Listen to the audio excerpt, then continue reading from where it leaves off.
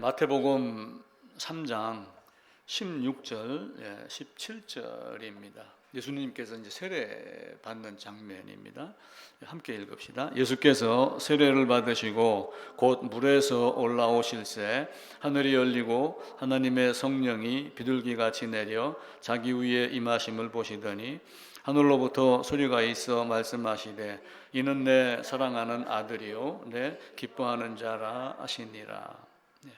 예수님이 요한을 찾아가서 나한테 세례를 베풀어라. 요한은 내가 당신한테 세례를 받아야 되는데 어찌된 일입니까?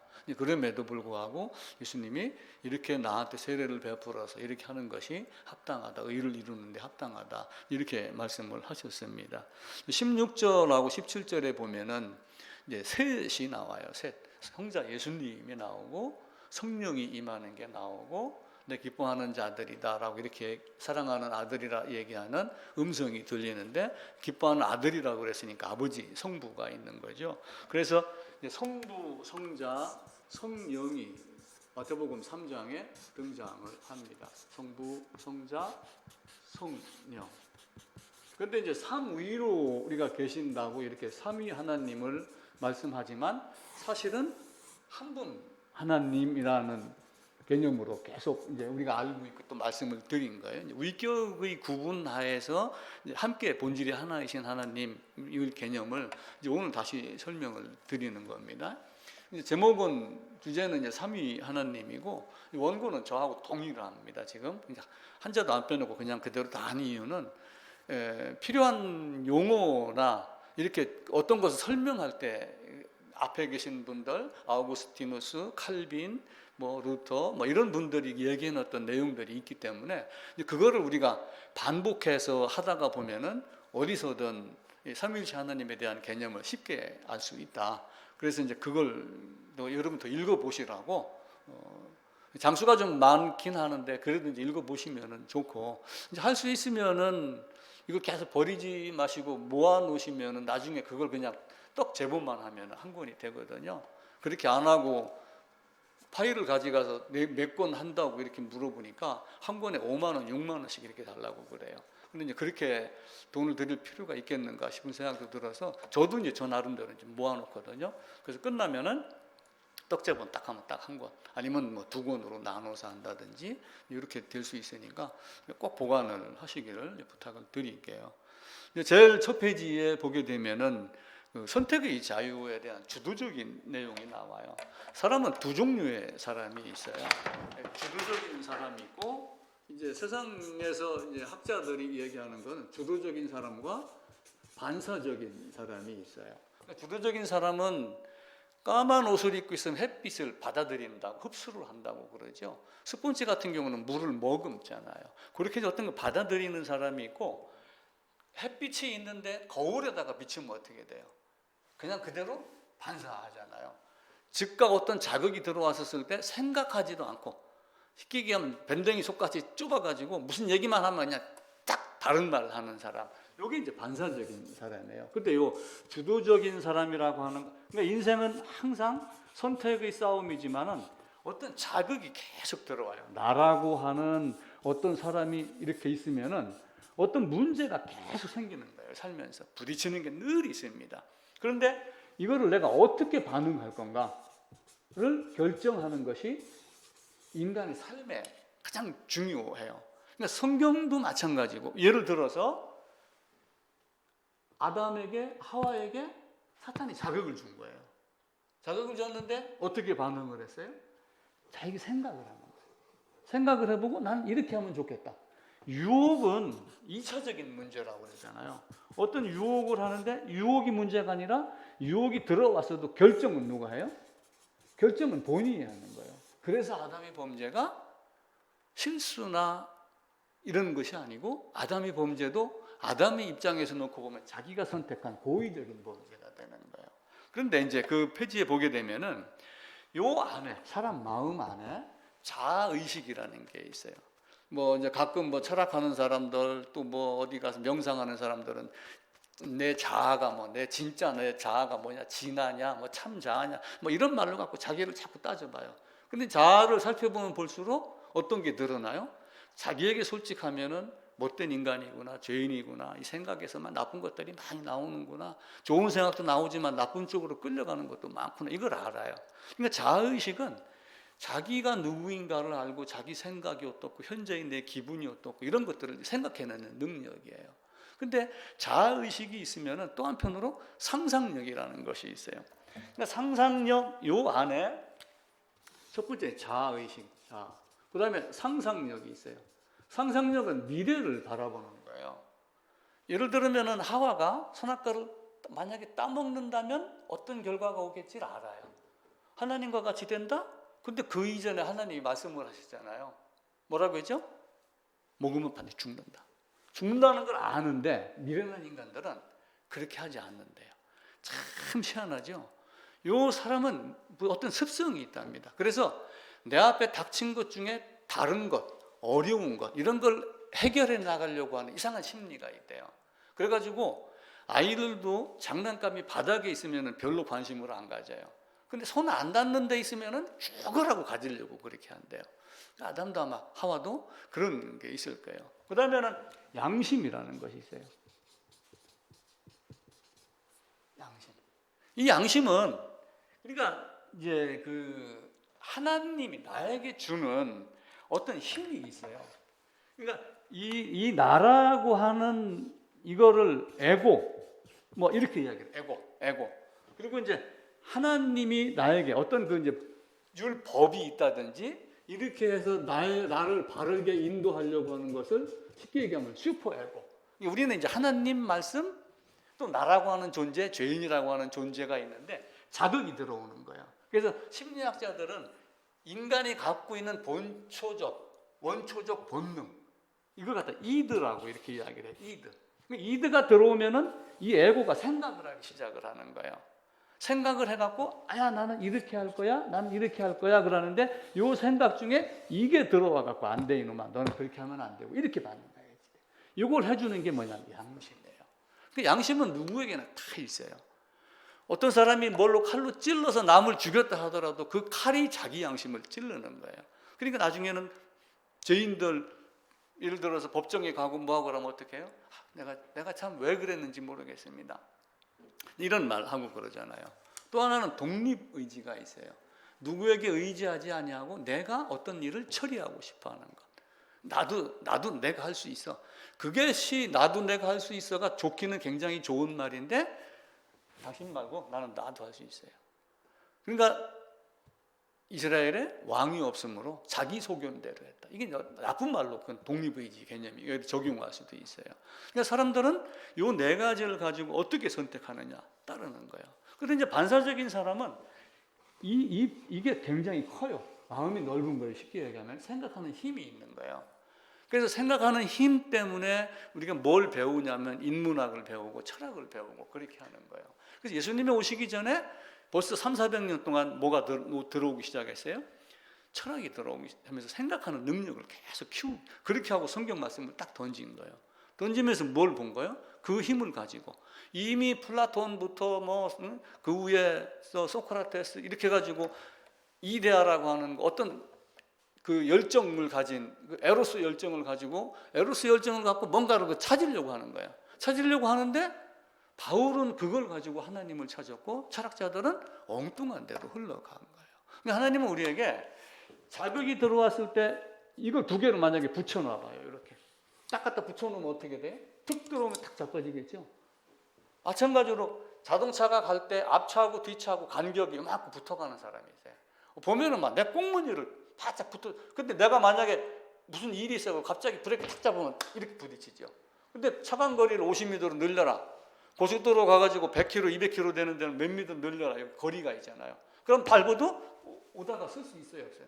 쓸 수 있죠. 그러니까 요 마음 안에서 이 자아의식, 상상력, 양심, 그리고 독립의지 이걸 잘 관리하면은 어떤 문제가 생겼을 때 어떻게 해결할까, 어떻게 반응할까, 를 자기가 결정해낼 수 있는 거예요. 그것을 주도적이다 이야기라는 거예요.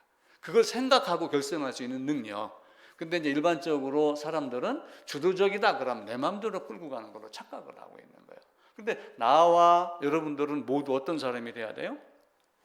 반사적인 사람이 아니라 주도적인 사람이 돼요. 주도한다는 얘기는 나를 따르라 이 개념이 아니라 어떤 문제가 생겼을 때, 자극이 들어올 때 생각해서 이것이 옳다라고 하는 거예요. 원칙 중심 이상, 원칙이라는 것이 있어요.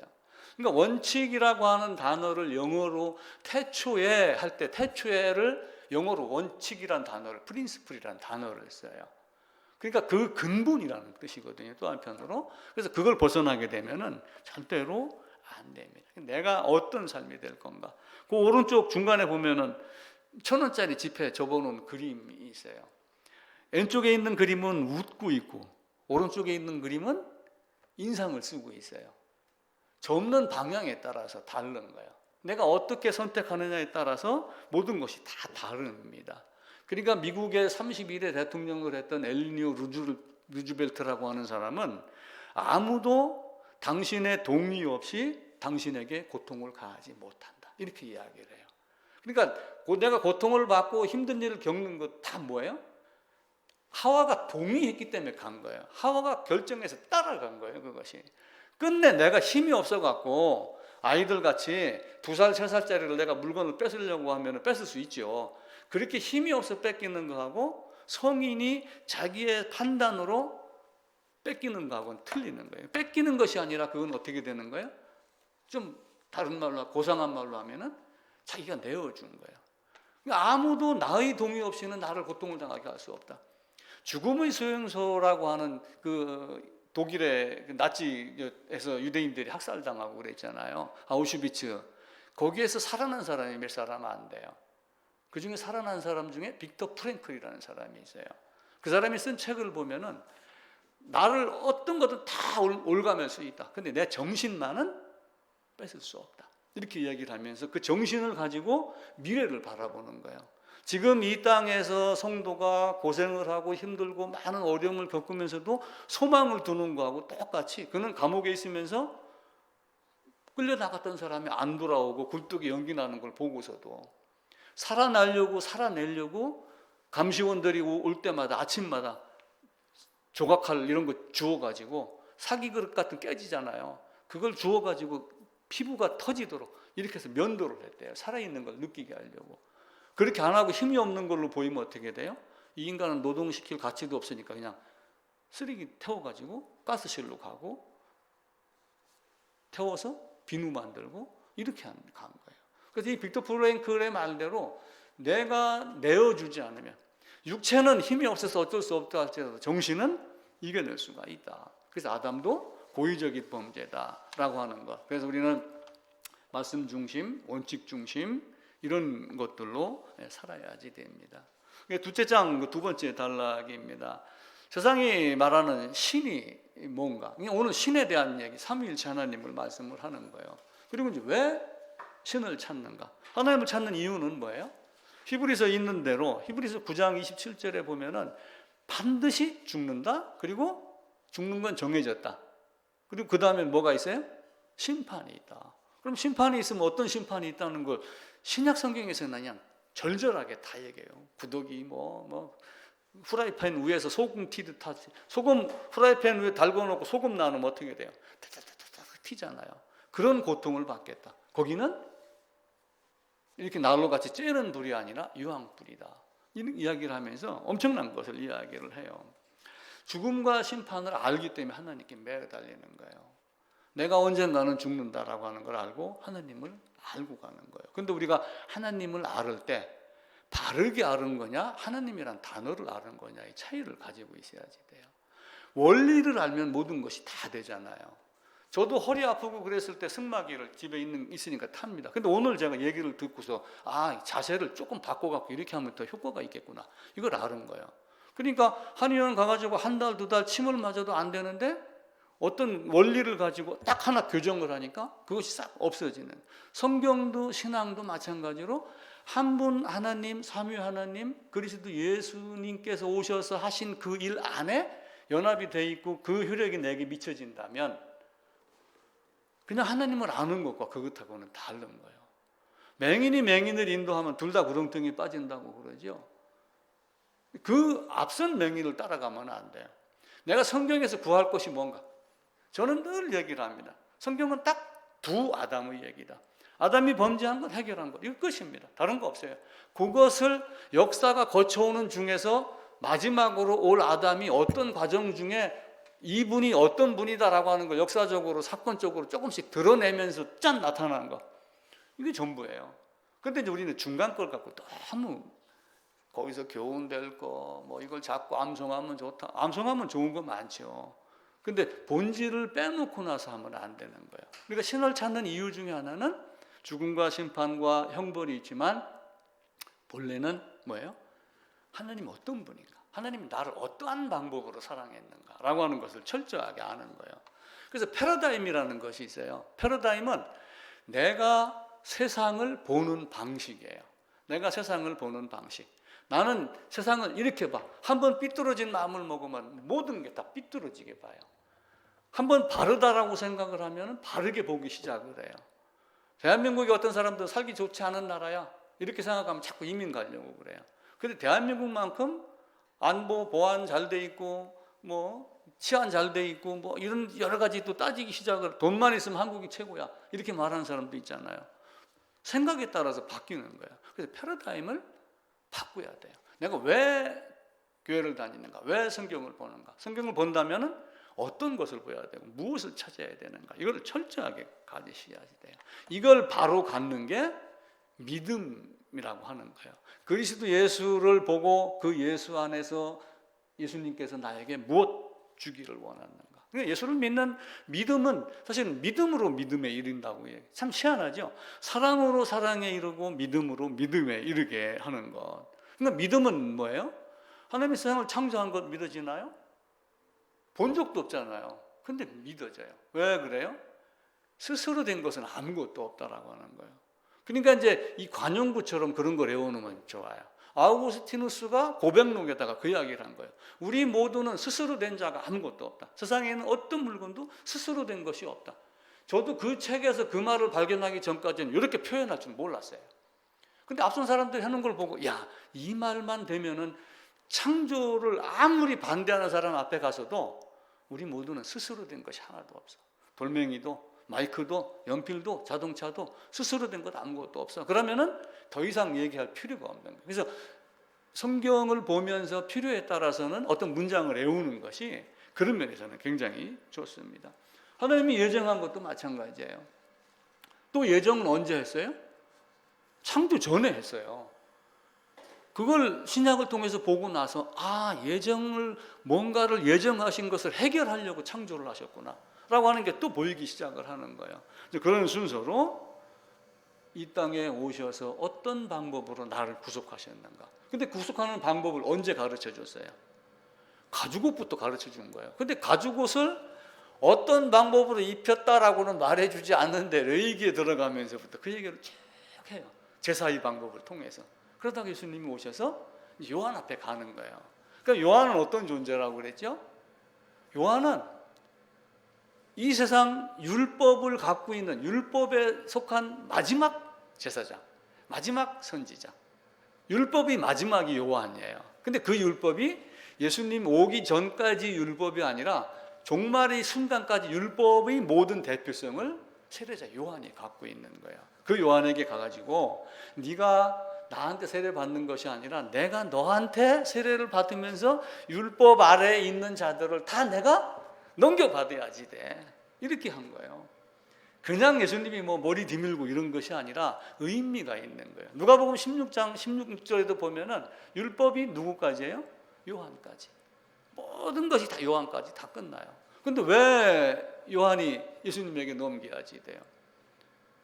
굳이 요한이 살아있다면 예수님이 늦게 와도 요한은 60, 70, 80 되면 죽을 자잖아요. 그러니까 히브리서 7장에 보면은 사람 제사장은 계속 바뀐다. 그런데 예수님은 죽음이 없는 영원한 대제사장.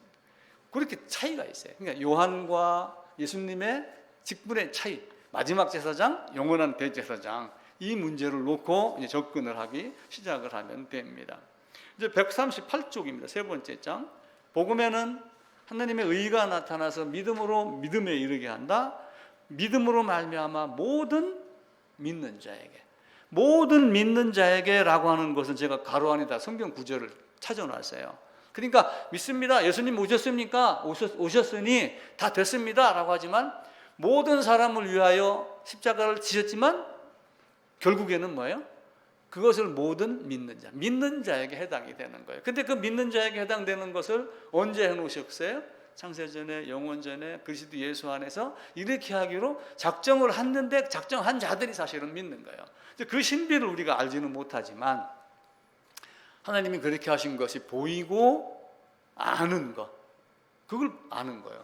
지나가다가 10년, 30년 전에 잃어버렸던, 얼마 전에도 또 신문에 나왔어요. 길을 가다가 아이를 잊어버렸어요. 40년 만에 찾았다 하더라고요. 딱 보는 순간 아는 거예요. 그러니까 믿음은 딱 보는 순간, 성경을 읽는 순간 예정을 통해서 그게 보여요. 그래서 우리의 믿음도 그와 같기를 좀 알아야지. 그래서 하나님의 세상을 창조했어요. 창조한 것은 어떤 의미 창조예요? 누가 창조했어요? 삼위 하나님이. 그러니까 하나님이라고 일반적으로 얘기하는 것은 성경에서 하나님이 이렇게 하는 것은 주로 성부에 대한 이야기를 해요. 하나님이. 근데 성부에 대한 개념이 많이 있어요. 근데 또 파고 들어가면은 이게 삼위 하나님이 들어가요. 얘는 이제 성부, 성자, 성령. 그래서 앞선 사람들은 이렇게 얘기를 해요. 십자가는 누가 졌죠? 예수님이요. 근데 십자가는 예수님만 진 게 아니라 성부가 졌다 이렇게 말하지는 않아요. 삼위 하나님이 함께 하신 것이다. 모든 것이 함께 하신 것이다. 창조라고 하는 것은 이전에 존재하지 않았던 것을 존재하게 하는 거예요. 그러니까 로마서는 없는 것을 있는 것 같이 부르시는 하나님이에요. 그 부분은 다음 주에 다시 말씀을 드릴게요. 볼코프라고 하는 유명한 신학자가 있는데 그분은 이렇게 정리를 했어요. 엄밀한 의미에서 창조는 하나님이 자신의 주권적인 의지에 의하여 자신의 영광을 위해, 이사야 43장이나 이런 데를 보게 되면 나고 나는 나를 위하여 이렇게 말씀하잖아요. 자신의 영광을 위해 태초에 보이는 것과 보이지 않는 것, 이런 우주를 이미 있는 재료를 사용하지 않고 생기게 하고, 있지만 자신과 구별되지만 언제나 자신에게 늘 의존하는 실체가 되게 한다. 자, 하나님은 지금도 세상을 다스려요, 안 다스려요? 지금도 다스리고 있어요. 그런데 이신론이라고 하는 게 있어요. 이신론. 우리가 시계 공장에서 시계가 딱 나와갖고 밖으로 딱 던지면은 이제 배터리가 만약 영구적이다라고 생각을 해보세요. 배터리가 60년짜리다.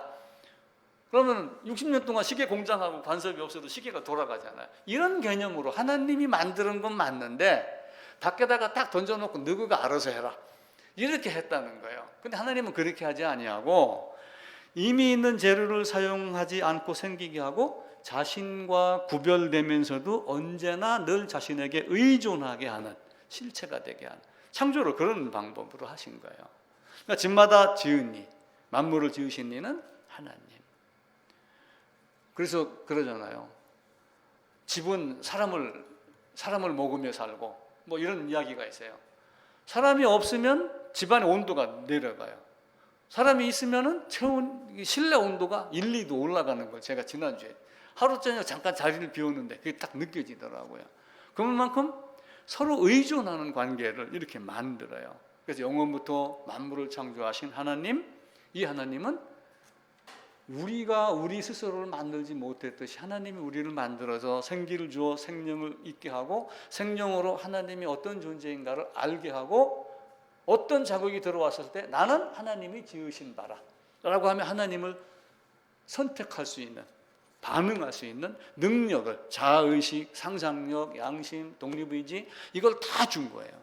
그러니까 세상에서도 삶에 있을 때 문제가 생길 때마다 주도적이더라 라고 하는 것은 예수님이 오시기 전에 이미 많은 걸 다 가르친 거예요. 상상력도 가르쳤고 이데아를 통해서 일자, 부동의 원동자 이런 걸 다 가르친 거예요.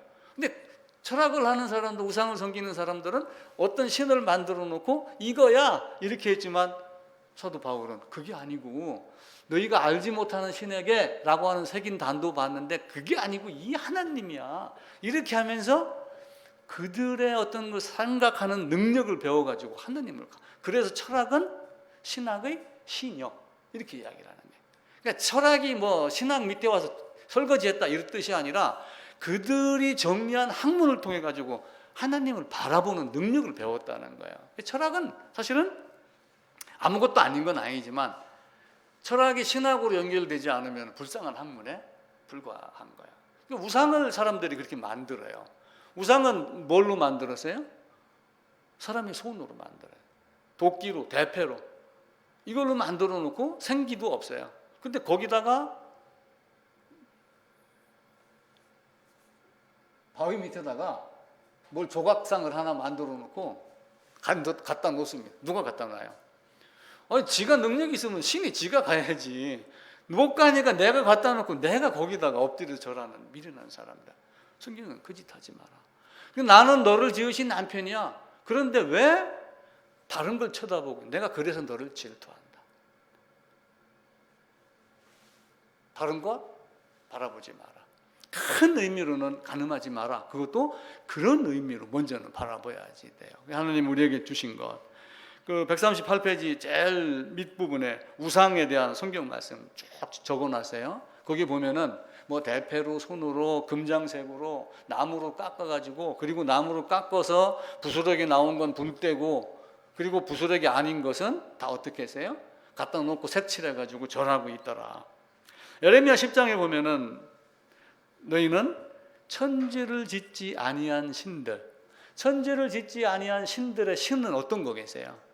우상 얘기하는 거예요. 고대 근동은 지금도 대통령 권력은 무섭잖아요. 지금 뭐 국민의힘 뭐 이런 거 다투는 건 봐보세요. 뭐 저 또 민주당 뭐 이렇게 막 해도 어떤 한 사람 때문에 지금 막 혹시 그 사람이 훗날 뭐 재판 받아서 형이 없이 훗날 대통령이 된다면까지 미리 생각을 하는 거예요. 권력이라는 건 그렇게 무서운 거예요. 그래서 옛날 사람들은 왕 이런 사람들을 신같이 여겼어요. 그래서 신들 하는 거는 그런 권력자들 그리고 우상 이런 것들에 대해서 신 얘기한 거지. 그러니까 너희는 이 세상을 천지를 짓지 아니한 너희는 나중에 하늘 아래서 망하리라. 바벨론의 느부갓네살이 뭐라고 그랬어요? 이 세상 모든 건 내가 내 힘으로 만드는 거야. 그러면서 사람들은 신이다 이렇게 여긴 거예요.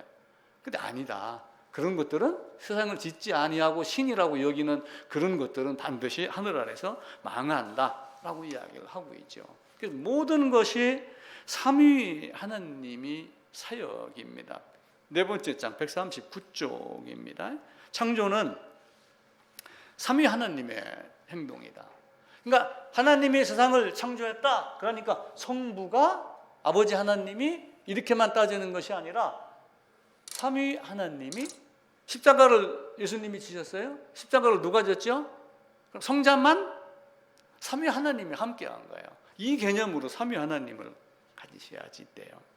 자, 삼위일체 하나님이 창조의 조성자, 창조하신 분이므로 사람이 만든 우상과는 구별이 됩니다.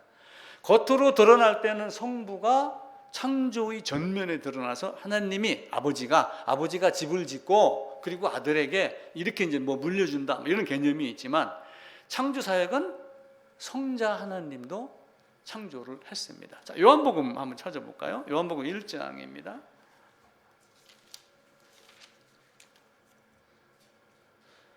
1장 1절입니다. 42쪽, 142쪽. 태초에 말씀이 계시니라. 이 말씀이 하나님과 함께 계셨으니 이 말씀은 곧 하나님이니라.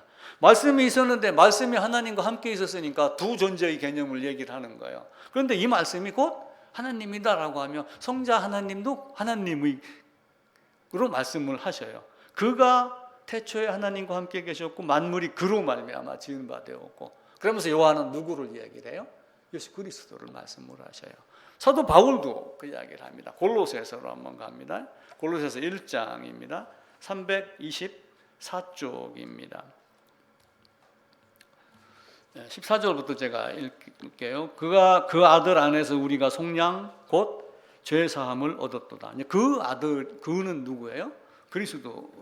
그는 보이지 아니하시는 하나님의 형상이요. 15절입니다.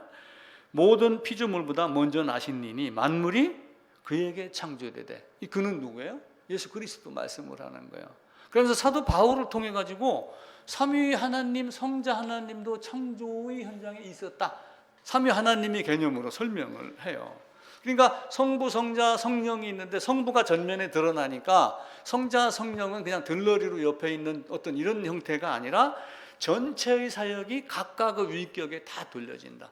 태초에 하나님이 천지를 창조했다라고 하면서 하나님의 영이 수면 위에 운행하신다라고 하는 그 영, 성령을 말씀을 하셔요. 그래서 그 말씀을 가지고 삼위 하나님이 함께 창조 사역을 한 것을 말씀을 해요. 그러면서 하나님은 한 분 하나님이다. 자, 전체의 사역이 각각의 위격에 돌려집니다. 이 만물은 그 중간쯤입니다. 단번에 성부로부터 성자로 말미암아 성령 안에서 나왔습니다. 일반적으로 존재는 성부로부터, 사상이나 이념은 성자로부터, 생명은 성령으로부터 나온다고 말할 수 있습니다.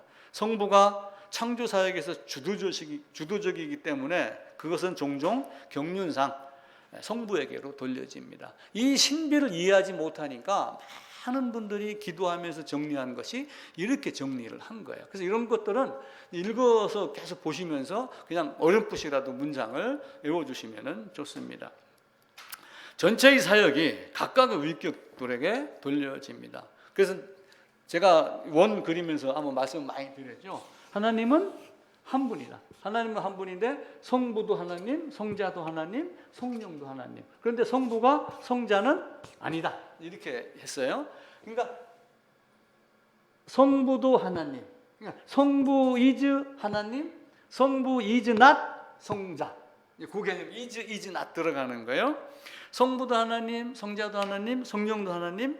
하나님이 나를 위하여 하신 모든 일이 성부 하나님의 일이며 성자 하나님의 일이며 성령 하나님의 일이다.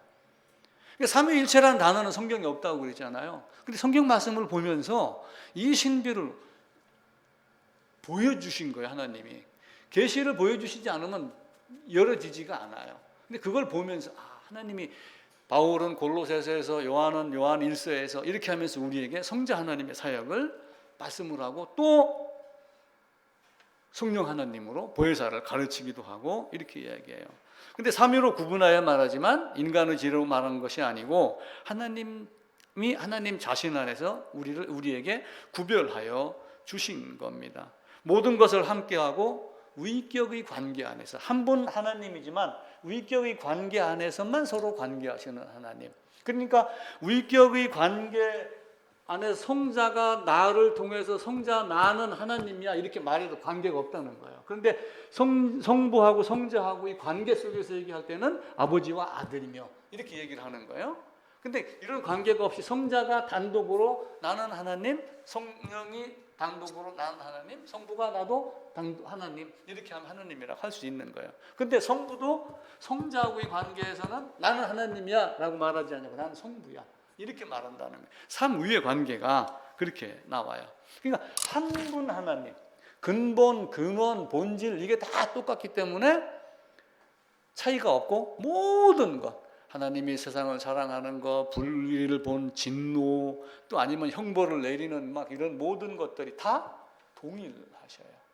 어떤 것 하나도 차이가 하나도 없다라고 하는 겁니다. 그러니까 태초에 하나님이 천지를 창조했어요. 140쪽입니다. 하나님만 창조하고 성자, 성령 하나님은 창조에 관여하지 않으신 것이 아니다. 거기 보면 골로새서하고 고린도전서 8장 제가 드러났죠. 성자 하나님으로 십자가 지셨지만 십자가도 한 분 하나님, 삼위 하나님의 사역이다. 그래서 이제 대표적인 이야기를 하는 거예요. 우리가 대표적 사역으로 성부 하나님은 계획하였고 성자는 구속을 하였고 성령은 깨닫게 하는 힘을 주고 인도하시고 그러면서 택자들에게 적용하는 이런 모습들. 그리고 각 위격의 사역에 따라서 우리가 일반적으로 얘기할 때는 창조의 대표자로 성부, 구속의 대표자로 성자 이렇게 하면서 예수님 오셨기 때문에 이렇게 구분하여 말하는 거예요. 그러나 이 모든 것은 다 각각의 위격에 돌려지고 한 분 하나님이 삼위 하나님이 다 하신 것이다. 서로 차이가 없는 거예요. 영이에요. 하나님은 영이니까 영은 몸이 있어요? 없어요? 영은 몸이 없어요. 몸이 없으니까 어떻게 돼요? 위치가 구분이 되나요? 다음 주에 제가 풍선을 하나 준비를 할게요. 풍선을 훅 불어요. 앞에 들어간 공기하고 뒤에 들어간 공기하고 안에 풍선 안에 들어가서 어떤 게 먼저고 후를 찾을 수 있어요? 전체 압력이 다 똑같아요. 틀려요. 풍선 안에는. 자동차 타이어는 압력이 전체가 똑같을까요? 자동차 앞부분에는 압력이 높고 자동차 한 타이어의 뒷부분은 압력이 낮을까요? 똑같은 거예요. 그렇게 앞선 분들이 설명을 합니다. 하나님은 영이고 몸이 없으니까 선우도 없고 존귀함의 높낮이도 없고 뭐 능력의 차이도 없고 모든 것이 동일하시다. 그게 삼위 하나님의, 그걸 갖다가 이제 동일 본질에 참여한다라고 이제 이렇게 말씀을 하는 거예요.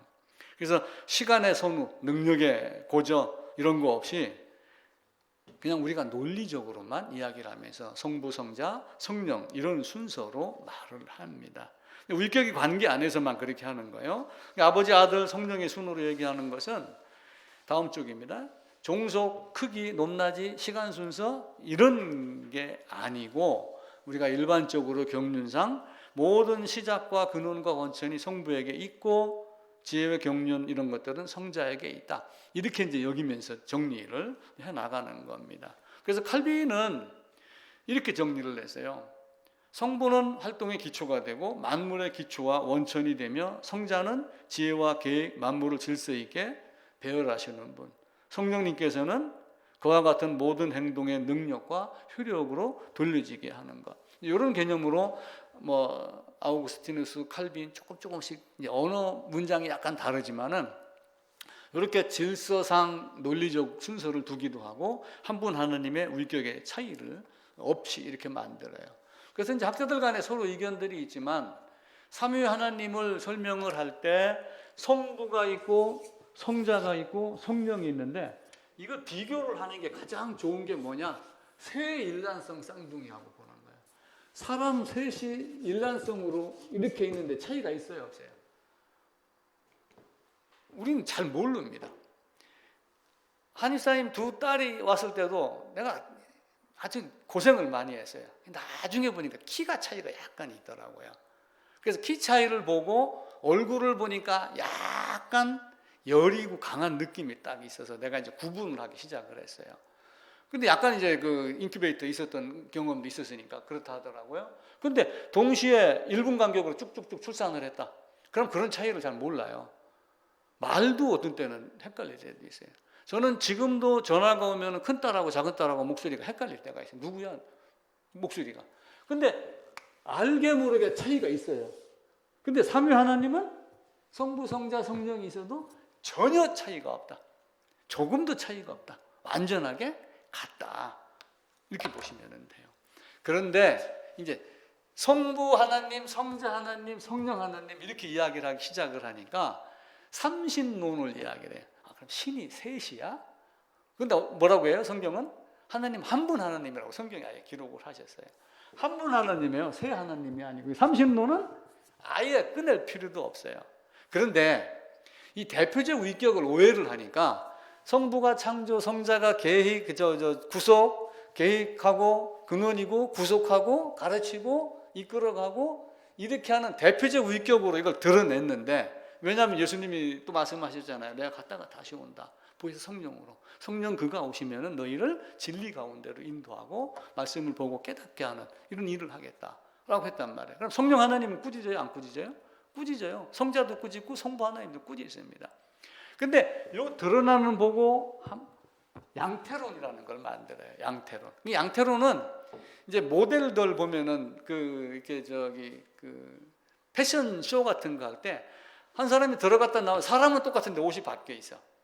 그런 식으로 한 분 하나님인데 요걸로 짠, 요걸로 짠, 요걸로 짠 이렇게 등장을 했다라고 하는 건 사실은 다른 의미예요. 그러면서 이거를 어떻게 구분을 하냐면은 142쪽입니다. 다음 쪽으로 넘어가 볼게요. 두 번째 단락을 보면은 이것을 더 발전시켜 가지고 구약은 성부, 지금은 성령 시대예요, 그죠? 지금 성령이 오셔서 있으니까. 그럼 지금 성자는 안 계신가요? 지금 성부 하나님은 안 계신가요, 여기에? 삼위 하나님 지금도 함께 하십니다. 그런데 이것을 시대적 구분을 해가지고 구약은 성부의 시대, 신약은 성자의 시대, 그리고 오늘날은 성령의 시대, 이렇게 딱 구분을 하는 사람이 있어요. 그러니까 구약은 율법, 신약은 은혜. 율법이니까 율법으로 11조 하라 하는 걸 지금 율법 폐했으니까, 구약 지나갔으니까 없다, 뭐 그냥 별 논리를 꺼내는 거예요.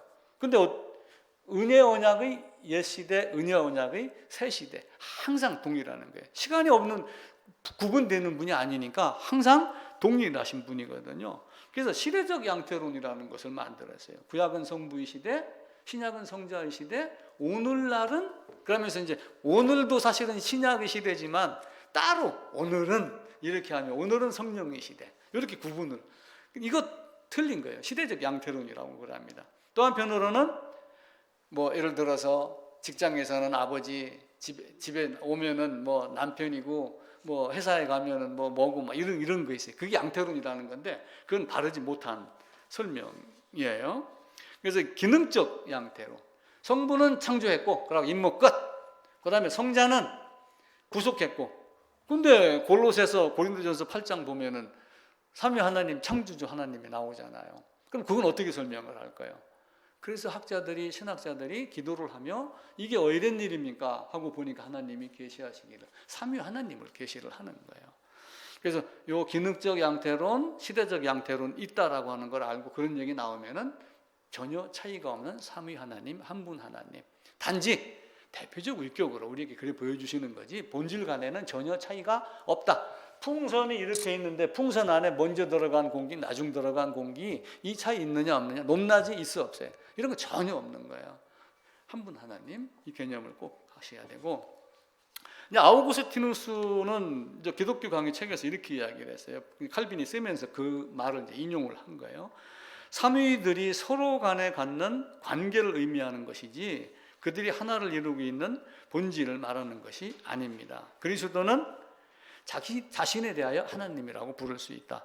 그러나 성부와 관계에서는 성자로, 성부도 자기 자신에 대해서는 하나님이라고 부르지만 성자와 관계에서는 성부로, 성자로, 이렇게 쭉 차이가 있는 거예요. 그래서 하나님이 항상 삼위 하나님이지만 위격의 관계 안에서 혹 자기 자신만 이야기할 때 서로 부르는 방법이 약간 차이가 있다라고 하는 것, 하여튼 관계라고 하는 것을 꼭 보셔야지 돼요. 그러면서 우리는 이제 질서, 논리의 순서상 성부, 성자, 성령 이런 개념으로 보는 거예요. 그 다음 페이지 제일 위에 보면은 성막의 설계도를 하나님이 다윗에게 줘요. 다윗에게 주고, 다윗에게 준 것을 그 솔로몬 성전, 그걸 아들 솔로몬에게 줍니다. 또한 모세도 하나님이 모세에게 성막의 설계도를 주고 보여준 대로, 보인 식양대로 지켜 만들어요. 아브라함도 자기가 갖고 있는 모든 소유를 누구에게 줘요?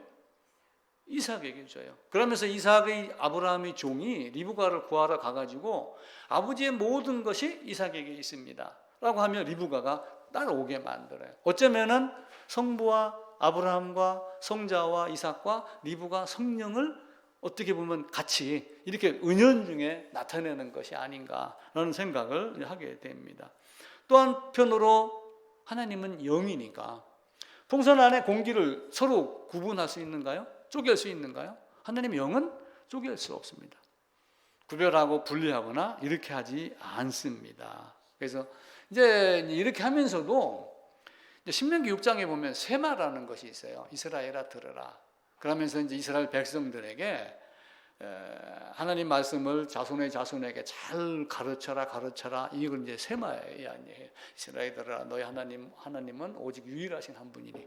그런데 이스라엘 사람들이 이걸 가지고 이제 깜짝 놀라는 거예요. 아니, 삼위 하나님 웃기는 소리 하지 마. 유일하신 한 분이라고 그랬잖아. 그 유일하신 한 분은 위격의 관계 안에서 유일하신 것인데 그냥 한 분 하나님. 이해할 수는 있어요. 우리 어렸을 때만 해도 할아버지 기침 소리만 나면은 꼼짝 못했어요. 모든 밥상의 중심은 할아버지. 할아버지가 계란 먹다 남겨주나 안 남겨주나, 생선 먹다가 좀 살땡이 좀 남겨주나 안 남겨주나, 이걸 쳐다보고 있었단 말이에요. 추석이나 명절 돼갖고 목욕을 하면 이만한 다라이 통 안에 할아버지 먼저 들어가 씻고 나오면은 그 다음에 아들 들어가고 손자 들어가고, 이런 어떤 그 경륜상 성부 하나님을 먼저 앞으로 말씀하는 것이고 이렇게 하는 것이지 다른 것은 아니다. 유일하신 개념을 그렇게 보시면 돼요. 이제 마지막 절에 태초에 하는 태초, 한 분 하나님 위에 아무것도 없었다. 자, 그러면서 이제 한 분 하나님 위에 아무것도 없었을 때가 태초예요. 그 태초에 하나님이 천지를 창조했어요. 자, 그러면 지금까지 말씀드렸던 걸로 쭉 정리를 해나가면은 성부 하나님이 세상을 창조했어요. 그죠? 창세기 1장 1절입니다. 그 다음에 성자 하나님도 세상을 창조하셨어요. 골로새서, 고린도전서, 히브리서 1장 2절 이렇게 찾아보시면 그 내용이 나와요. 그래서 성부 하나님, 성자 하나님, 성령 하나님도 세상을 창조했다라고 정리를 했어요. 하나님의 영은 수면 위에 운행하시니라. 이걸 보시는 거예요. 자, 성자 하나님은 사람으로 오셨어요. 근데 사람인데 우리가 사람이라고 그래요? 예수님은 참 사람이면서 참 하나님이다. 이렇게 이야기를 해요. 근데 왜 사람이에요? 사람으로 왔기 때문에 사람이죠. 그런데 저도 이번에 이거 찾았어요. 마리아에게서 나셨기 때문에 사람이다. 어느 분이 이렇게 정리를 했더라고요. 예수님은 마리아에게서 나셨기 때문에 참 사람이다. 그런데 이제 마리아에게 나신 것은 제가 그 전에 그 말씀을 드렸어요. 마리아의 썩어진 육신의 본질이 상한 것, 타락한 것, 이런 것 때문에 죄악을 가진 것이 아니라 범죄하기 이전의 사람의 본성만을 마리아에게서 취한 것으로 나온 것이지 다른 걸 갖고 나온 건 아니거든요. 그럼에도 불구하고 마리아에게서 나왔기 때문에 그는 참 사람이며 성령으로 잉태되었기 때문에 그는 참 하나님이며, 그리고 골로새서 2장 9절에 가면은 신성이 모든 충만이 어디로 들어가요? 육체로 거하신다고 되어 있어요. 그래서 그는 참 하나님이다. 그러니까 우리가 그냥 예수님은 참 사람이면서 참 하나님이야 이렇게 말을 했어요. 저도 지금까지. 근데 이제 이렇게 어느 분이 딱 정리하는 걸 보고 맞다. 참 사람인 것은 물론 마리아에게서 나온 것은 맞죠.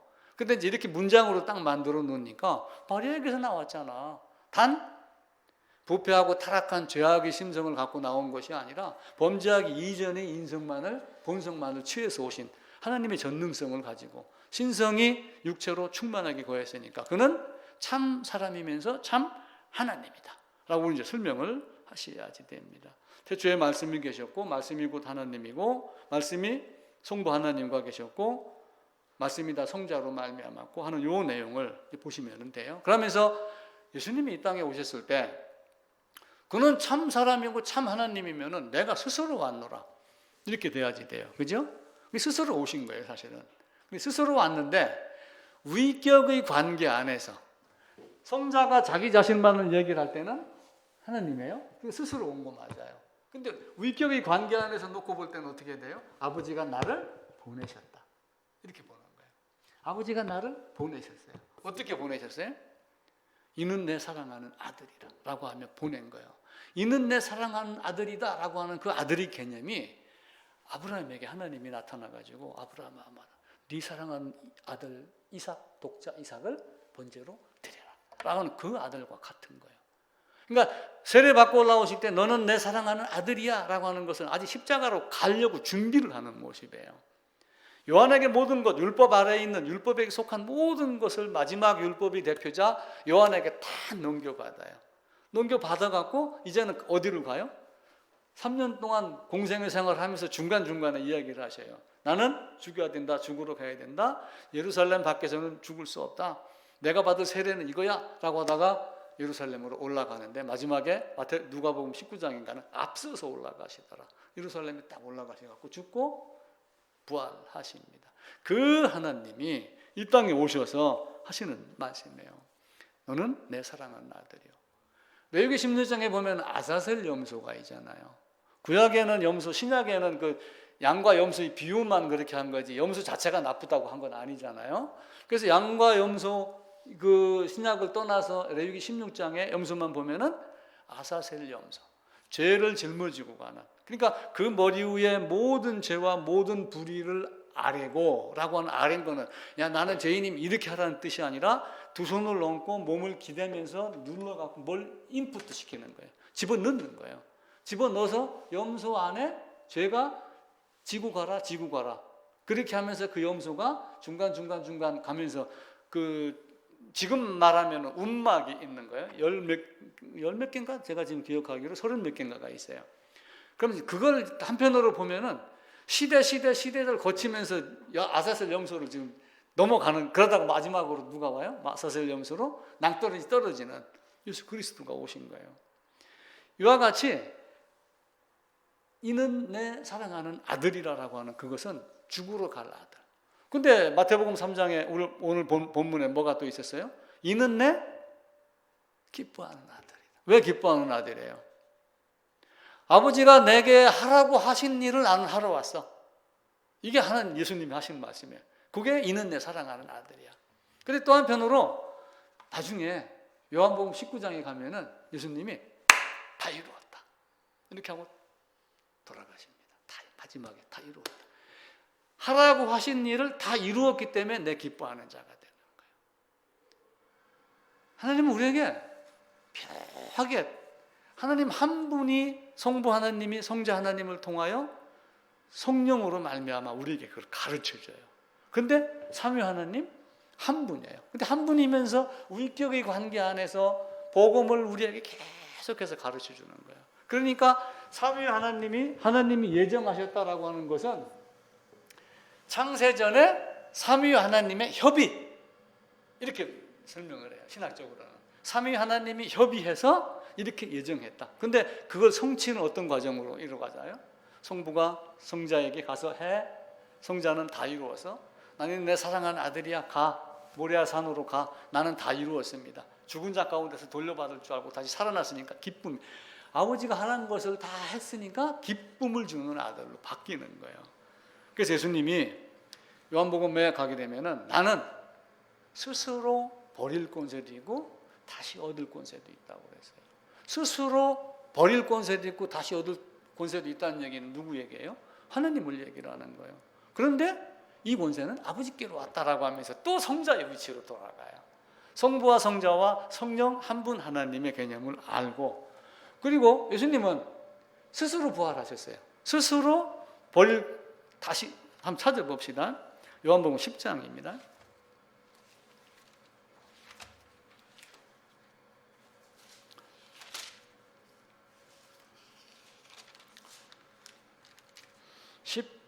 (17절입니다) 17절, 18절, 164쪽입니다. 17, 18절 같이 읽읍시다. 내가 내 목숨을 버리는 것은 그것을 내가 다시 얻기 위함이니 이로 말미암아 아버지께서 나를 사랑하시느니라. 이를 내게서 빼앗는 자가 있는 것이 아니라 내가 스스로 버리니라. 나는 버릴 권세도 있고 다시 얻을 권세도 있으니. 그러면서 하나님 한 분 삼위 하나님을 말씀하다가 갑자기 이 계명은 내 아버지에게서 받았다라고 이야기를 해요. 그런데 사도행전에 들어가면 베드로가 이 예수를 하나님이 살리신지라 이렇게 하면 다시 성부와 성자의 관계로 바뀌어 나가요. 그러니까 우리는 그냥 성부 성자 이런 개념이 있지만 한 분 하나님의 개념을 먼저 알고 그 다음에 스스로 살아나실 분인데 스스로 한 것이 아니라 아버지께 받은 거야. 근데 베드로도 한 분 하나님을 말씀을 하지만 하나님의 일을 살리셨다라고 말씀을 하시면서 성부와 성자의 위격의 관계를 이야기를 합니다. 그 144쪽 중간에 보면은 아버지께서 보내셨다라고 하는 내용이 있고, 그 밑에서 두 번째 단락에 나는 스스로 버릴 권세 다시 얻을 건데 스스로 부활하셨지만 하나님이 살리셨다라고 하면서 성경 구절 제가 한 20개 적어놨어요. 사도행전 13장부터 쭉 찾아보면 됩니다. 2장도 있고 여러 군데가 있어요. 이렇게 하며 베드로전서 3장 18절에는 성령의 능력으로 살아났다. 또 한편으로 이렇게 말씀을 하셔요. 그래서 성부, 성자, 성령, 삼위 하나님. 자, 이제 9장 144쪽 하단부에는 아까 마태복음 3장 설명드렸던 거예요. 성령이 비둘기같이 임하셨고 성부가 말하였고 내 사랑하는 아들 내 기뻐하는 자 독자 이삭 아사셀 염소 이렇게 하다가 예수님이 다 이루었습니다. 아버지께서 하라고 주신 일을 나는 다 이루었습니다 라고 하고 다시 부활하셨는데 베드로는 하나님 일을 다시 살리셨다라고 하는 거죠. 그래서 요단강의 세례가 3년 뒤에 십자가의 세례로 바뀌는 거예요. 그리고 이삭에게 야 가가지고 네 아들 독자 이삭 드려 번제는 뭐예요? 그냥 저 돼지 잡을 때 나중에 다 잡고 나면은 껍데기 털 있다고 끝을 넣어요. 이렇게 토치 같은 거 가지고. 그 개념이 아니에요. 몸뚱이 전체를 다 어떻게 해요? 불에다 태워버리는 거예요. 아브라함 너 네 아들 갖다 그냥 불에다 태워 나한테 바쳐. 죄로 만들어 버리는 거예요. 근데 아브라함은 돌려받을 줄 알고 간 거예요. 근데 아들이 어떻게 했어요? 번제할 양 어디 있습니까? 번제 얼마나 끔찍해요. 가는 동안에 3일 동안. 근데 꼭 3일 길이야 거기도. 오늘과 내일과 모레는 내가 가야 할 길을 가리니 하면서 예수 그 아브라함과 아들 이삭에게 보여준 그 번제가 십자가의 번제로 드러나는데 몇천 년 걸린 거예요. 약 2000년이 걸린 거예요. 요한을 통해서는 3년 뒤에 그걸 보여요. 그러니까 중간 아사셀 염소가 갈 때마다 잠깐 쉬는 골목이 있었잖아요. 낭떠러지까지 가기 전까지. 역사를 통해서 다윗, 솔로몬 많은 것들을 통해서 예수 그리스도를 보여주는 거예요. 삼위 하나님을 보여주는 거예요. 그래서 그걸 보고 부활하심으로 자기 일을 다 끝냈고 아들로서 죽고 아들로서 스스로 살아날 자로 살고 그리고 하나님이 아들을 살리시고 그래서 항상 같이 있었다는 것. 그 146쪽입니다. 마지막 장쯤 될 건데 신성이 145쪽 마지막입니다.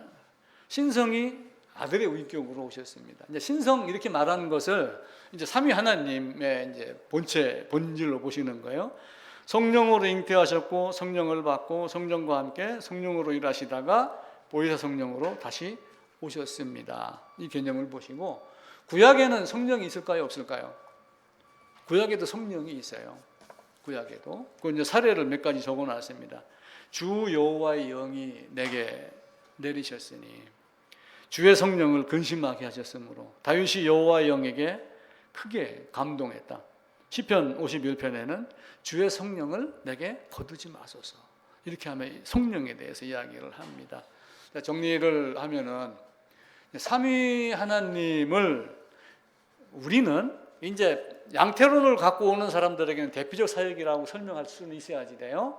그리고 우리는 꼭 굳이 대표적 알고는 있지만 그걸 머리에 박을 필요는 없고 그냥 삼위 하나님이 한 분 하나님으로 보시면서 위격의 관계 안에서 이렇게 사역을 하셨는데 각각의 위격의 관계 안에서 사역하는 모든 일이 성부 하나님, 성자 하나님, 성령 하나님의 사역하신 모든 일이 나를 위한 것이다. 나를 위한 모든 일이 성부, 성자, 성령 하나님이 하신 것이다 라고 삼부하면 됩니다.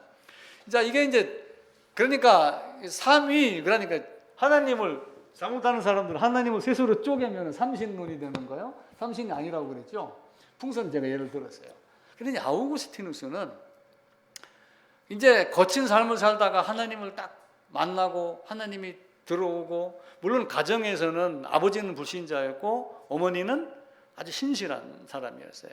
그래서 예수님에 대한 얘기를 쭉 많이 듣고 컸죠. 그러다가 주님을 딱 만난 후에 이 삼위 하나님을 어떻게 설명할까? 하나님은 영인데 쪼개지지 않잖아요. 하나님은 영인데 셋이라고 말할 수가 감히 내가 어떻게 말하느냐.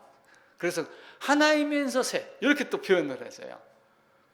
아구스틴에서는 하나이면서 셋인 분. 근데 이제 삼위일체 본질이 하나인 하나님, 하나이면서 동시에 셋, 셋이면서 동시에 한 분 하나님. 이 개념 보시고 이제 이야기를 하시면 됩니다. 그 파스칼이라고 하는 사람이 있어요. 이 파스칼은 이게 1600년도인가 태어난 그 프랑스 수학자입니다. 아주 유명하죠. 근데 이 양반이 수학자, 물리학자, 철학자 그리고 신학자까지 해요. 옛날에 그런 사람들 많이 있었던가 봐요. 근데 이 양반이 수학만 한 게 아니라 그 팡세라고 하는 이 사람이 쓴 책을 이렇게 쭉 읽어보면은 하나님에 대한 내용이 막 책 한 권 전체예요. 제가 언젠가 한번 그 한 권 사갖고 한번 나누고 싶어요. 한번 쭉 읽어보시면 좋아요. 예수 그리스도는 그분 자체가 전체다. 삼위 하나님 이렇게 표현을 했어요. 그리고 하나가 다른 전체 안에 있으니 바로 삼위일체 하나님이다. 이렇게 표현을 했어요. 그러면서 이 파스칼이 하나님을 찾는 사람들에게 이야기를 한 거예요.